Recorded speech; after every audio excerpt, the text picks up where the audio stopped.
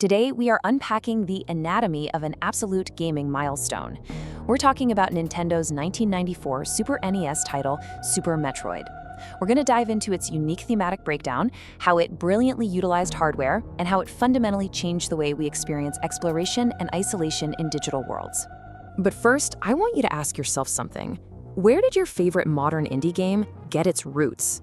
Honestly, if you love sprawling maps, tight combat, and a whole bunch of hidden secrets, you can trace a lot of that DNA directly back to this single 16-bit cartridge. It's a foundational text for modern game design. So how exactly do they pull it off? Let's kick things off with Section 1, a decade in waiting, the long hibernation of a franchise. So looking at the release timeline, we start with the original Metroid way back in 1986, and then the Game Boy's Metroid II in 1991. But the big SNES sequel, that didn't arrive until 1994. You might be wondering, why the gap? Well, director Yoshio Sakamoto actually held off on purpose. He was waiting until console hardware could truly support what he called a true action game. It actually took Nintendo half a year just to approve the project, and from there, the team spent 2 full years bringing this massive vision to life. And get this, that grand reappearance required a massive 24 megabit cartridge. That was a Super NES record at the time. To build an isolating, deeply detailed alien world for our lone bounty hunter to explore, the development team pushed the technology of 1994 to its absolute limits. Fitting complex physics and all that atmospheric audio into a single cartridge was a monumental task. Moving right along to Section 2, mapping Planet Zebes, solving the puzzle of massive graphical data. Okay, so to navigate this terrifying, isolating space from behind Samus's visor, some new mechanics were absolutely essential. The auto-map feature was a total game changer. It outlined rooms and mapped your progress, which, was incredibly rare for that era. Add in the grapple beam for swinging across vast chasms, the X-ray scope for finding hidden passages, and the moonwalk for defensive reverse firing. Suddenly, navigation itself became this deeply satisfying puzzle for a solo explorer. But actually building this open world, it was like a giant puzzle for the dev team. Step 1 was designing the massive open-ended map of Zebes itself. Then, for Step 2, to handle the immense data load, they logically broke the world down into smaller, distinct biomes, like the fiery depths of Norfair or the swampy overgrowth of Brinstar. And for Step 3, they deliberately included areas from previous games.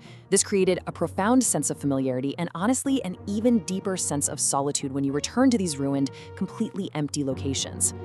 Which brings us to Section 3, the Sounds of Solitude, hardware-driven atmosphere and isolation.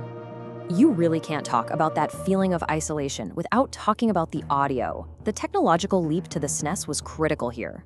On the NES, developers were limited to just 3 PSG channels and 1 noise channel. But the Super NES? It allowed for playback of samples on 8 separate channels simultaneously. That upgrade is exactly what made that heavy, isolating tone possible, fully enveloping you in the chilling quiet of Planet Zebes. Composer Kenji Yamamoto totally understood how to leverage this hardware. He noted that rich and expressive sounds, such as a female chorus, would be required to portray the setting realistically. He actually famously hummed the main theme while riding his motorcycle home from work. He realized the audio had to go way beyond simple bleeps and bloops to sound truly cinematic and ground that alien setting with real emotion.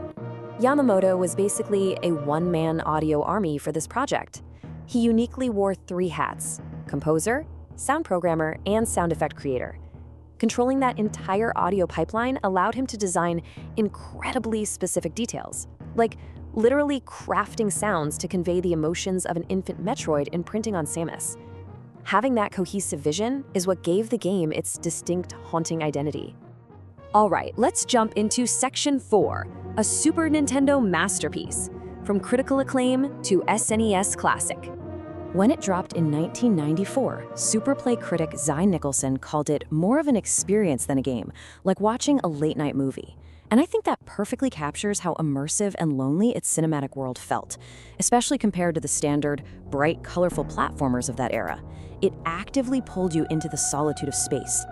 And man, the accolades absolutely poured in. Electronic Gaming Monthly awarded it Game of the Month, praising the state-of-the-art graphics and that massive map. Critics were just blown away by the sheer volume of hidden secrets, which strongly encouraged multiple playthroughs. IGN later dubbed it an absolute must-own, recognizing that Nintendo had set an entirely new standard for side-scrolling adventures. Finally, let's dive into Section 5, Birth of the Metroidvania, a legacy of isolation and discovery. Metroidvania is a term almost every modern gamer knows, right? It describes a sprawling, contiguous action-adventure game. Super Metroid pioneered this structural DNA in 1994, which was later solidified by Castlevania Symphony of the Night. Exploring a huge map, finding a power-up, and finally unlocking that door you passed 3 hours ago, that immensely satisfying loop of steady progression was perfected right here. And that legacy?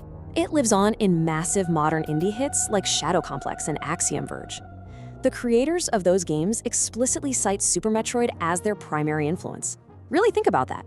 Without Samus Aran's solitary journey through Planet Zebes, an entire thriving ecosystem of incredible games simply might never have existed.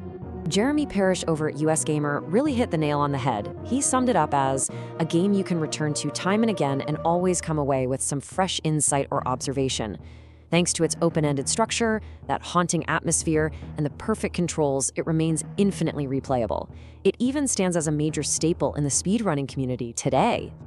So what hidden depths will you find exploring Planet Zebes? If you haven't played this masterpiece yet, you owe it to yourself to step into Samus's boots and experience the brilliant isolation and thrilling discovery firsthand. Thank you so much for joining me on this explainer. Keep exploring, and I'll catch you on the next one.